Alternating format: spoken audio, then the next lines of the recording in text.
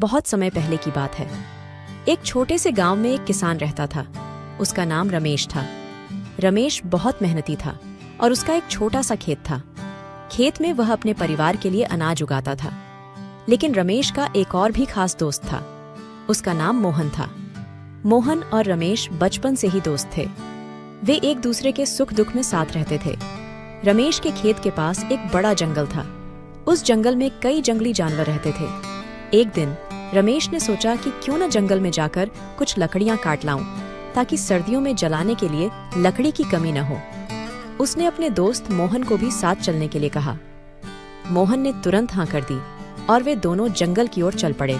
जंगल में चलते चलते दोनों दोस्त गहरी बातचीत में मशगूल हो गए। उन्हें समय का पता ही नहीं चला। अचानक वे एक सुनसान जगह पर पहुंच गए।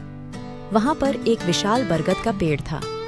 रमेश ने कहा, मोहन, चलो यहाँ कुछ देर आराम करते हैं, फिर लकड़ियां काटेंगे। दोनों दोस्त पेड़ के नीचे बैठ गए और अपनी थकान मिटाने लगे। तभी अचानक एक जोरदार दहाड़ सुनाई दी। दोनों ने इधर उधर देखा तो पाया कि एक बड़ा शेर उनकी ओर बढ़ रहा है। मोहन तुरंत डर गया और पेड़ पर चढ़ने लगा। लेकिन रमेश पेड़ पर चढ़ना नहीं जानता था। रमेश ने सोचा, अब मैं क्या करूं?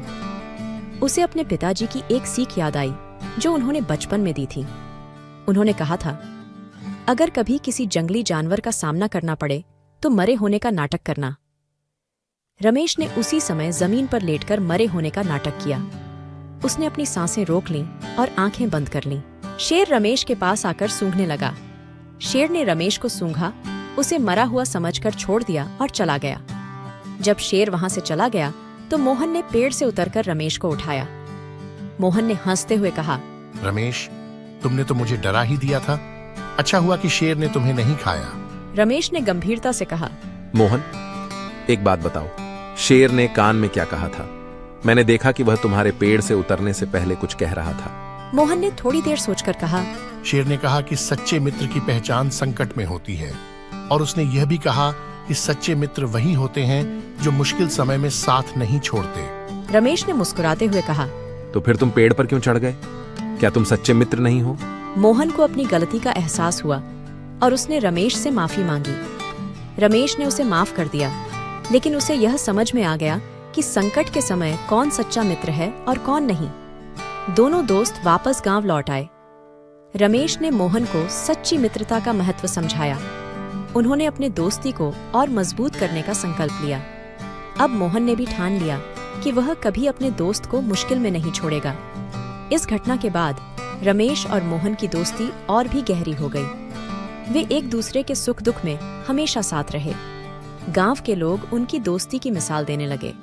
उन्होंने सभी को सच्ची मित्रता का मतलब समझा दिया। सच्ची मित्रता की यही कहानी हमें यह सिखाती है कि दोस्ती का असली मतलब तब समझ में आता है जब हम किसी संकट में होते हैं। सच्चे मित्र वही होते हैं जो मुश्किल समय में हमारे साथ खड़े होते हैं। और इस प्रकार रमेश और मोहन की मित्रता ने गांव वालों को भी सच्ची मित्रता का महत्व सिखा दिया। उन्होंने अपने जीवन में यह सीख अपनाई कि मित्रता का असली मतलब संकट में साथ देना होता है। इस कहानी से यह शिक्षा मिलती है कि हमें हमेशा अपने दोस्तों का साथ देना चाहिए, चाहे परिस्थिति कैसी भी हो।